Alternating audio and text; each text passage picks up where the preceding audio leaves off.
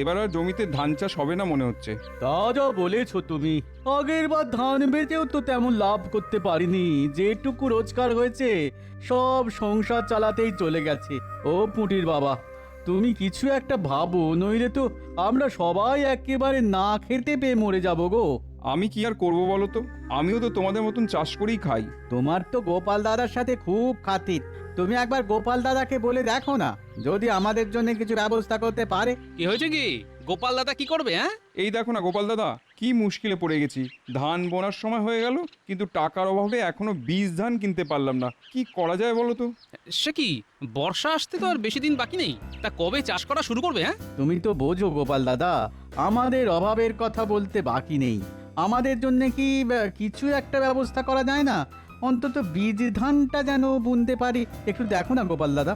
ঠিক আছে ঠিক আছে, মহারাজকে আজকে গিয়েই বলবো, বুঝলে? আমাদের মহারাজ খুব ভালো মানুষ। হ্যাঁ, উনি নিশ্চয়ই তোমাদের পক্ষেই রায় দেবেন। দূর দূর, গোপালের রাজসভায় দেরি করে আসাটা একটা অভ্যেসে দাঁড়িয়ে গেছে। হ্যাঁ মহারাজ, এটা আপনি একদম ঠিক কথা বলেছেন। একে তো মন্ত্রী 6 মাসের জন্য বিদেশে গেছে, তার উপর গোপাল নেই। আমার নিজেকে কিরকম দিশাহারা মনে হচ্ছে। মহারাজ, আমাদের মন্ত্রী মশাই তো রাজ্যের কল্যাণের স্বার্থেই বিদেশ গেছেন। উনি ফিরে আসলেই আবার সব ঠিক মতো হয়ে যাবে। মন্ত্রী ছাড়া রাজ্য চালানো যে কতটা কষ্টসাধ্য ব্যাপার, সে তুমি কি করে বুঝবে বলো তো সেনাপতি? এটা একদম ঠিক কথা বলেছেন মহারাজ। আমাদের সেনাপতিকে যাই বোঝান না কেন, মাথাতে তার কিছুই ঢুকবে না। ব্যায়াম করে করে শরীরের সাথে মাথাটাও মোটা হয়ে উঠেছে। তাহলে মহারাজ, বলছিলাম কি, ওই আমাকেও একবার তাহলে ওই মাথা ঘামানোর সুযোগ দিন। তাহলে আমিও দেখিয়ে দেব আমি কিরকম ওই ধুরন্ধর চতুর লোক। হ্যাঁ, ঠিক আছে সেনাপতি, তাহলে আমাদের মন্ত্রীর অবর্তমানে তোমাকেই আমি সাময়িক কালের জন্য মন্ত্রী ঘোষণা করলাম। এমনিতেও আমাদের রাজ্যে যুদ্ধ ঝামেলা তো কিছুই হয় না, তাই সেনাপতির তেমন কোনো কাজও নেই। হ্যাঁ, সেই জন্যে আজ থেকে সেনাপতি আমাদের সাময়িক মন্ত্রী। এ কি অলক্ষণে কথা শুনছি মহারাজ? আমাদের সেনাপতি সাময়িক মন্ত্রী? সেনাপতি মন্ত্রিত্বর কি বোঝে? এটা আমি স্বেচ্ছায় সেনাপতিকে মন্ত্রিত্ব পদে বসালাম, তোমার বলার কোনো অধিকার নেই গোপাল। একেই তো দেরি করে রাজসভায় এসেছে, তারপর আবার বড় বড় কথা বলছে। সে আপনি যা ভালো বোঝেন তাই করুন।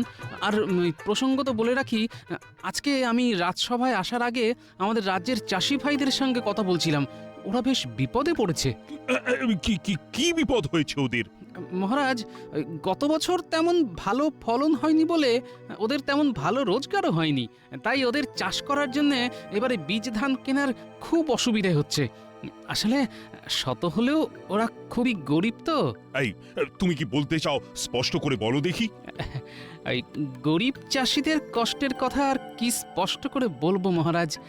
আমি আমি এটাই বলতে চাই যে আমাদের রাজ্যের প্রজাদের যদি আপনি বীজ ধান কেনার টাকা দিয়ে সাহায্য করেন তাহলে খুব ভালো হয় মহারাজ। না না মহারাজ, সেটা কি করে সম্ভব? এমনিতেই বেশ কিছুদিন আগে নবাবকে খাজনা দিতে হয়েছে। রাজকোষের অবস্থা ভালো নয় মহারাজ। এখন যদি ওই রাজকোষ থেকে আবার বেশ কিছু টাকা বেরিয়ে যায় তাহলে তাহলে সমস্যা হতে পারে। আর চাষিরা চাষ না করতে পারলে যে সারা কৃষ্ণনগরবাসীর সমস্যা হবে সেনাপতি। ধান না হলে লোকে খাবে কি? হ্যাঁ, না না, দরকার হলে অন্য রাজ্য থেকে আমদানি করবে।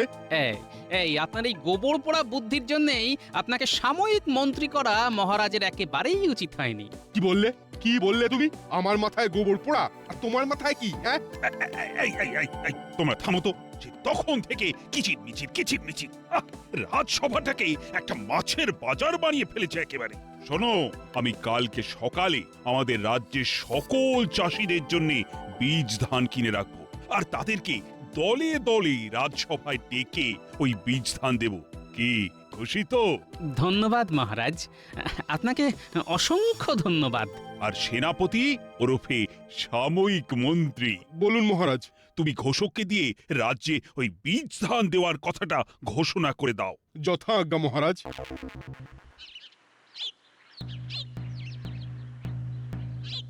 শোনো শোনো শোনো, আগামীকাল আমাদের কৃষ্ণনগরের মহারাজ কৃষ্ণচন্দ্র আমাদের রাজ্যের সকল চাষিদের চাষ করার জন্যে বীজ ধান উপহার দেবেন।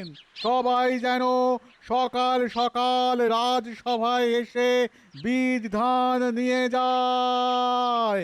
শোনো শোনো শোনো। গোপাল দাদা একেবারে সাক্ষাৎ ভগবান।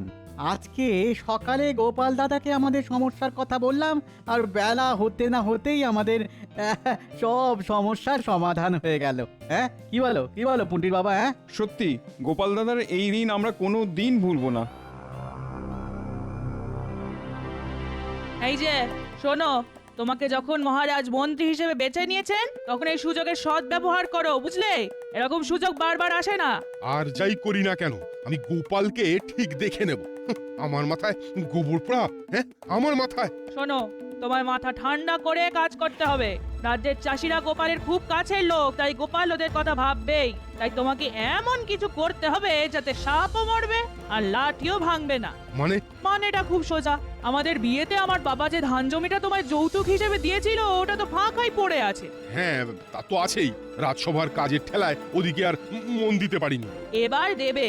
শোনো, কালকে মহারাজ যখন সব চাষিদের বীজ ধান দেবেন তখন তুমিও বীজ ধান চাইবে, আর তারপর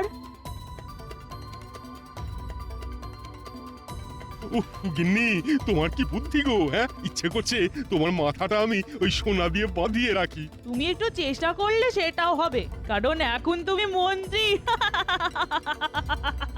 মহারাজ, আমাদের রাজ্যের সমস্ত চাষি ভাইয়েরা রাজবাড়ির দরজার সামনে অপেক্ষা করছে। ঠিক আছে ঠিক আছে, তাদের সবাইকে তাহলে পাঠিয়ে দাও। মহারাজ, আমার একটা আর্জি ছিল। আহ, তোমার আবার কি আর্জি? আমি বলছিলাম কি মহারাজ, ওই আমার নিজের ওই বিঘা পাঁচেক চাষযোগ্য জমি আছে।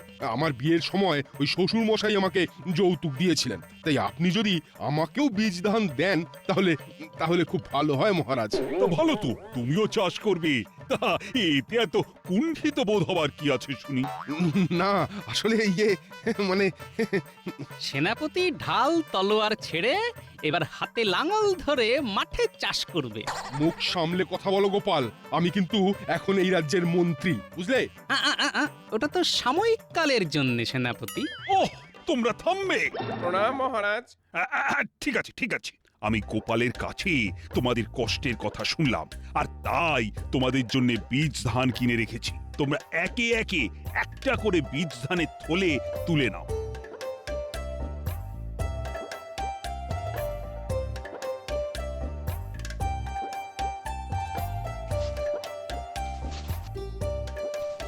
মহারাজ, তাহলে আমিও একটা নিলাম। হ্যাঁ হ্যাঁ, নাও।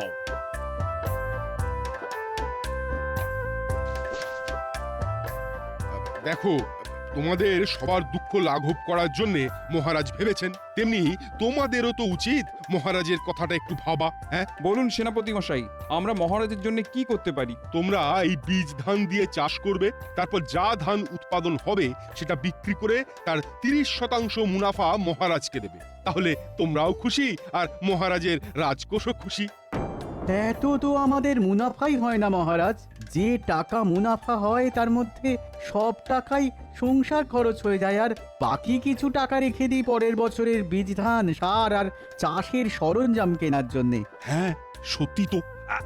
তোমরা তোমরা এক কাজ করো, তোমাদের যা মুনাফা হবে তার থেকে যদি খেয়ে পরে যদি কিছু বেঁচে থাকে তাহলে তার থেকে কিছু মন হলে দিও। আচ্ছা মহারাজ। আচ্ছা ঠিক আছে, তোমরা সবাই এখন এসো, মন দিয়ে চাষাবাদ করো, কেমন? এই এই এই hot hot hot hot hot hot hot এই হট। কি হে পুটির বাবা, কাজ শুরু করে দিয়েছো? হ্যাঁ গো গোপাল দাদা, কদিন পরেই বৃষ্টি শুরু হবে, তাই কাজ তো করতেই হবে। হ্যাঁ, ভগবানের কাছে তাই বলো, বৃষ্টি হলেই সবার মঙ্গল, শুধু আমার অমঙ্গল। কেন, তোমার আবার কি সমস্যা? সে শুধু আমিই জানি, বুঝলে। চলি গো, পরে দেখা হবে। যা বাবা, গোপাল দাদা যে কি বলতে চাইলো আর কি বলে গেল কিছুই বুঝতে পারলাম না। বাহ বাহ বাহ বাহ বাহ বাহ, কি সুন্দর ধান হয়েছে। হ্যাঁ, এই ধান বেচে অনেক টাকা রোজগার হবে। সেই জন্য এমন একটা পরিকল্পনা করতে হবে যাতে শুধু আমার রোজগার হয় আর বাকি চাষিরা হুতাশ করে। হ্যাঁ, কিরে বটা, বাড়ি আছিস নাকি? আরে এই বটা, আরে ওই হতভাগা, কোনো সারা শব্দ নেই কেন? এ কি সেনাপতি মশাই, আপনি? এই বিশ্বাস করুন, আমি চুরি চামারি কিচ্ছু করিনি। যেদিন থেকে মন্ত্রী মশাই বিদেশ চলে গেছেন সেদিন থেকে আমি ভালো হয়ে গেছি, সত্যি। ওরে হতভাগা, অত ভয় পাওয়ার কিছু নেই। আমি তোকে মারধরও করব না আর ধরেও নিয়ে যাব না। তাহলে কি করতে হবে সেনাপতি মশাই? শোন, এটা নিশ্চয়ই হয়তো শুনে থাকবি যে আমাদের রাজ্যের মন্ত্রী মশাই বেশ কিছু দিনের জন্য বিদেশ সফরে গেছেন, আর তার বদলে আমি এখন সাময়িক মন্ত্রী হয়েছি। হ্যাঁ, তা একটা কানাঘুষো খবর শুনছিলাম বটে। কানা ঘুষো না, এটাই সত্যি। আর এখন তুই আমার হয়ে কাজ করবি, বুঝলি? আর ঘটা? ওই বেটা শুধু নামেই ঘটা, কিন্তু ঘটে একটুও বুদ্ধি নেই। আর আমি ওই দল ভারী করতে চাই না, বুঝলি? তাই শুধু আমি তোকেই বেছে নিয়েছি। আচ্ছা, বলুন কি করতে হবে? এই নে, এটা ধর। এই থলে দুটোর মধ্যে কি আছে? কি আছে না আছে সেই নিয়ে বেশি মাথা ঘামাস না বাপ। তোকে কি করতে হবে সেইটা শোন। বলুন কি করতে হবে? শোন, আজ রাতে তুই এই থলের মধ্যে যে গুঁড়োটা আছে ওই আমাদের রাজ্যের সমস্ত চাষিদের জমিতে সেই গুঁড়োটা ছড়িয়ে দিবি। কিন্তু হ্যাঁ, ওই ভুল করেও আবার আমার চাষ করা জমিতে ছড়াবি না, বুঝলি? না না, তা কেন? আপনি যেখানে বলবেন সেখানেই ছড়াবো। আর শোন, আজকে গভীর রাতে তাহলে এই গুঁড়ো ছড়িয়ে দে। আর এই নে, এটাও ছড়াতে হবে? তোর ইচ্ছে হলে ছড়াবি। শোন, এতে বেশ কিছু টাকা আছে আর এটা তোর বকশিস। ও এটা ছড়াবো না, গুছিয়ে রাখবো। কি চুপচাপ কাজটা হবে তো? একদম সেনাপতি মশাই, এমন কাজ করব কাকপক্ষীতেও জানতে পারবে না। কাকপক্ষী জানবেও বা কি করে? তখন তো কাকেরাও ঘুমোবে।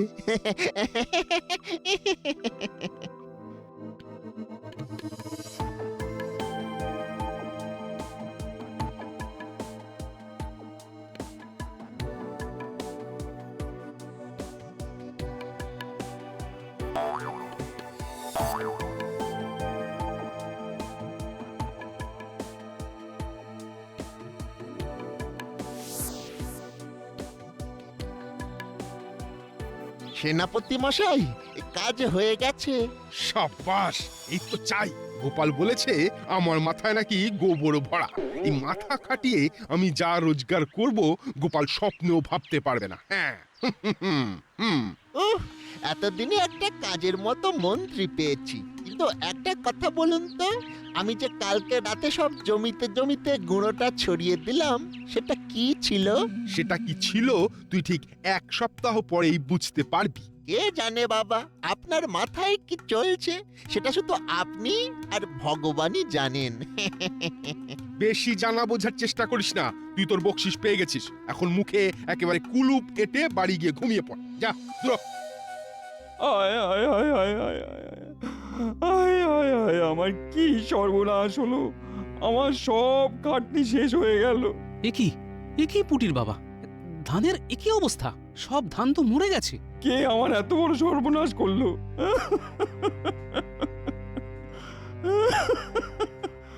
আয় আয় আয় আয় আয় আয়। শান্ত হও পুটির বাবা, শান্ত হও। আমারও সব ধান নষ্ট হয়ে গেছে গোপাল দাদা, সব ধান নষ্ট হয়ে গেছে। এখন আমি কি খাবো, কিভাবে সারা বছর সংসার চালাবো? ও গোপাল দাদা। শোনো, যতদিন এই গোপাল ভাঁড় বেঁচে আছে ততদিন তোমাদের ভরণ পোষণের দায়িত্ব তার। তোমরা একটু শান্ত হও, আমি ভেবে দেখছি কি করা যায়। দাদু দাদু দাদু, আমাদের সব চাষিদের জমির ধান নষ্ট হয়ে গেছে, কিন্তু কিন্তু সেনাপতি মশাইয়ের জমিতে কিচ্ছুটি হয়নি। হ্যাঁ, সে কি? তুই ঠিক দেখেছিস? হ্যাঁ দাদু, আমরা একটু আগেই দেখে এলাম। আচ্ছা, ঠিক আছে, দেখছি, দাঁড়া। শোনো পুটির বাবা, যা দুর্ঘটনা ঘটে গেছে সেটা নিয়ে আর কান্নাকাটি করে তো কোনো লাভ হবে না। এখন কে এই দুর্ঘটনা ঘটিয়েছে সেটা তদন্ত করতে হবে। আর বাচ্চারা, বলো গোপাল দাদু। তোরা আজ থেকে সেনাপতির প্রত্যেকটা পদক্ষেপে নজর রাখবি, আর কোনো রকম সন্দেহজনক কিছু বুঝতে পারলেই আমাকে খবর দিবি, বুঝলি? আচ্ছা দাদু। শোনো বিজ্ঞানী, তোমাকে এক্ষুনি একটা পরীক্ষা করতে হবে। কি পরীক্ষা গোপাল? এই গাছটা দেখো, আর এই মাটিতে কি আছে সেটা বলো। আচ্ছা গোপাল, এক্ষুনি বলছি।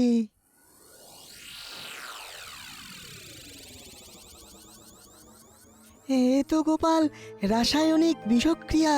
হ্যাঁ, এই মাটিতে একটা বিষাক্ত রাসায়নিক লবণ মেশানো হয়েছে, তার ফলে জীবন্ত গাছ সব মরে গেছে।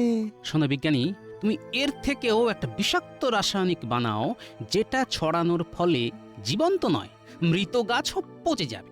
আচ্ছা আচ্ছা গোপাল, আমি আজই বানিয়ে রাতের মধ্যে তোমাকে দিয়ে দেব। এবার আমিও দেখব কত ধানে কত চাল। হাহ, রাজ্যের সাধারণ চাষিদের সর্বনাশ করে ভেবেছেন নিজে বড়লোক হবে না? হ্যাঁ, সেগুড়ে বালি।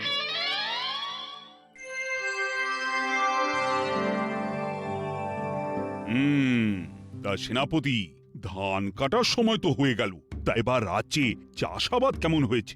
মহারাজ, চাষিদের ব্যাপার ঠিক বলতে পারবো না, কিন্তু কিন্তু হ্যাঁ, আমার জমিতে দারুণ ফলন হয়েছে। একেবারে সোনালী লম্বা দানার ধান। হাহা। কেন কেন কেন? তুমি তো এখনো এই রাজ্যের সাময়িক মন্ত্রী, তাই তোমার উচিত সবার সুখ দুঃখের খোঁজ খবর রাখা। আসলে মহারাজ, আমি ওই নিজের জমির চাষের কাজে এতই ব্যস্ত ছিলাম, তাই অন্যদিকে নজর দিতে পারিনি। তা আপনি যখন বলছেন তখন দেব নজর দেব। মহারাজ, সেনাপতিরা নজর দিয়েও কোনো লাভ হবে না। নজর উনি আগেই দিয়েছেন। সমস্ত চাষিদের ধান মরে পচে গেছে, শুধু সেনাপতির জমির ধান ভালো আছে। এ যে ভারী অদ্ভুত ব্যাপার। এতে অদ্ভুতের কি আছে? হ্যাঁ, অদ্ভুতের কি আছে? ওরা ধানের যত্ন নিতে পারেনি, তাই ধান পচে গেছে। আমি যত্ন নিয়েছি, তাই ভালো আছে। হ্যাঁ, সেই জন্যে ওদের জমিতে বিষাক্ত লবণ পাওয়া গেল। তুমি তুমি কি বলতে চাইছো গোপাল? আমি ওই বিষাক্ত লবণ রাতের অন্ধকারে ছড়িয়েছি? হ্যাঁ, প্রমাণ করতে পারবে? তা পারবো কি পারবো না সেটা ভবিষ্যতই বলবে। এ তো ভারী মুশকিল হলো। চাষি ভাইয়েরা এখন খাবে কি? মহারাজ, আমি ওদের দায়িত্ব নিয়েছি। আপনি যদি কিছু সহযোগিতা করেন তাহলে সুবিধে হয়। হ্যাঁ, নিশ্চয়ই। চাষিদের বিপদের সময় এ তো আমার কর্তব্য। আর হ্যাঁ, তোমরা ঝগড়াটা থামাও। মহারাজ, আমি আপনাকে উপযুক্ত সময়ে সব প্রমাণ দিয়ে দেব। এখন শুধু সময়ের অপেক্ষা। এটা গোপাল ঠিক বুঝতে পেরেছে। এটা আমার কারসাজি। না না না না না না, আজ রাতের মধ্যেই সব ধান বাইরে চড়া দামে বিক্রি করতে হবে, নইলে বিপদ। শোন বটা, তোকে কালকে ভোরবেলার মধ্যেই সব ধান নিয়ে একজন বড় আড়তদারের কাছে চলে যেতে হবে। আড়তদারের কাছে গিয়ে কি করব? ধানগুলো বিক্রি করবি। আমার সাথে ওনার কথা হয়ে গেছে, ভালো দাম দেবে বলেছে। সেই জন্যে আর বেশি দেরি করা চলবে না। আজকে রাতের মধ্যে আমি দুটো গরুর গাড়ি করে সব ধান বোঝাই করে রাখবো, আর তুই সব নিয়ে কালকে সকালে আড়তদারের কাছে জমা দিয়ে টাকা নিয়ে আমার কাছে চলে আসবি। এই নে আড়তদারের নাম আর ঠিকানা। আচ্ছা সেনাপতি।